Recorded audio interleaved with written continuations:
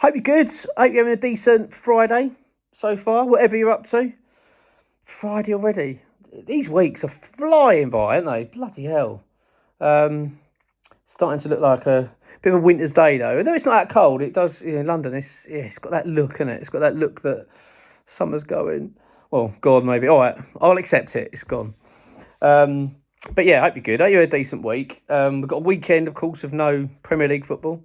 Not sure if that's a good thing or not, really, for West Ham. It's almost like, part of me's like, yeah, good. You know what I mean? At least it's not going to ruin my weekend. But then there's this other part of me, it's like, I want West Ham playing. And I like watching West Ham, you know what I mean? We love it, don't we? Love seeing us play. Even if things are crap, I still want it. But it just feels like the next round of games is so big. And also, as well, I'm mindful of the fact that Nuno needs a week on that training ground. You know, a couple of weeks ago doing it, actually, isn't it? 2 weeks. It's going to be doing, that'll do us good to have him working with the team. So, and I appreciate quite a few of them, obviously, off an international duty, but still, I think it'll be useful. What do I want to talk about, actually? I want to talk about the Brentford game quickly. Obviously, there's not massive things to talk about at the moment because we've got no transfer window. We're on an international break. Things are crap, so things are a little bit low at the moment. But there's a couple of things to do when we talk about. First thing, as I say, Brentford game. Right, the reason I want to mention that is because it's quite clear that these protests, Hammers United, everything that's been planned, it's the boycott of the Brentford game. It's the sit-in after the Newcastle game, I believe, and then after that, there's further protests planned. It's clearly getting to the football club. Before I say that, though, I do want to stress that I've seen that some people are saying, well, actually, I'm going to go to the game, and which I think is absolutely fine. And then, obviously, some people jump on that.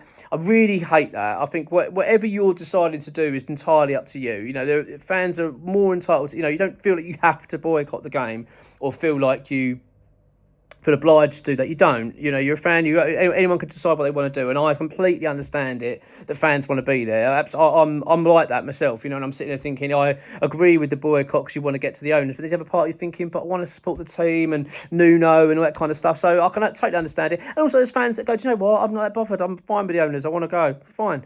I don't think West Ham fans should never judge anyone else. That's not how it should be. We're all together at the end of the day, and everyone's entitled to do what they want to do. So I just want to make that clear because it's never nice, is it, seeing fans getting called out for, just doing what they want to do with their own ticket, and that's entirely up to them. Anyway, back to my point. It's quite clear that it's getting to West Ham, though. It's getting to these owners. We've known that for a while, but they sent out a message yesterday. So that was 11 days before the game. This is early, very early for them. And it said, I'm sure other people have got this, season ticket holders. It said, can't be there for the Brentford game, Mark. Relist your seat early on a ticket exchange and let another hammer take your place under the floodlights for Nuno's first home game. This is desperation from West Ham. This is worrying, like, oh my God, we've got to make sure they go on that ticket exchange. We do not want empty seats. It's not going to look good. So that's a good thing. I quite like that. I think that's a really positive thing. It's quite clear it's getting to them. So, interesting to get that. And I'd like to get your take on it, see what you think. But I read that as them going, bloody hell, they're aware, the cameras are going to be there. And that stadium, if one person's not there, it sticks out like a sore thumb because it's like white seat. Do you know what I mean? So when you get loads of white seats, it looks horrendous. They should have done claret seats. We always said that. It looked so much. One, it'll look better, but two, it wouldn't have looked horrendous when people ain't there. But I'll tell you, it's going to look much worse, and it's going to come back to bite them. And you can see they're panicking. The other thing I want to talk about is James Ward-Prowse. So our good friend Gonzo on Claret & Hugh has put out an article saying about Ward-Prowse, and West Ham will offload him in January. No real surprise there. There's no great shock. That's absolutely fine. And rightly so. He doesn't fit in. Nuno doesn't want him. That's fine. But bloody hell, we are struggling to shift him. Apparently, we couldn't get rid of him over the summer. Just can't get rid of the guy. Can't get rid of the guy over the summer. Offered him to David Moyes, apparently, to Everton, 15 million quid, half the price we paid for him. And they said no. We're going to be... I'll tell you what, that signing is just another bad example, isn't it, of West Ham and our terrible recruitment policy. A situation now we've lost a lot of money, again, on a player. Can't shift. Really bad. I know that the rumours are, we understand it, that Southampton want to look into taking back, but West Ham are going to have to subsidise the wages. Really sticky situation that is, because it's a player we're going to struggle to offload, and we know already our financial constraints at the club are not great. Although I think PSR isn't as bad. cash flow is our problem.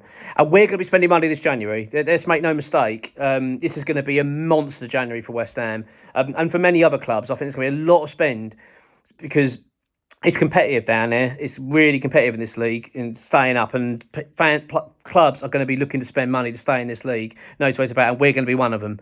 I think West Ham are going to be. This will be probably. I can see West Ham going for about 3 players this January at least. To boost to the squad. Obviously, we know that Nuno's got to have his own ideas of what he wants to do and players he wants to bring in. So I'm expecting us to be busy, but I reckon there'll be others as well.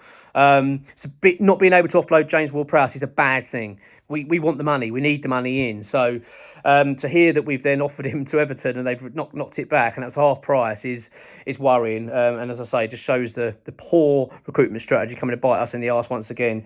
So that's kind of it for now at the moment. I'll keep you posted over the weekend with bits and bobs come from X and what have you. Obviously, I expect it to be a relatively quiet time, but West Ham, you just never know. So yeah, I'll catch you shortly and have a new video of the latest news when it comes. Have a good one anyway. Enjoy the rest of your Friday. Come on, you irons.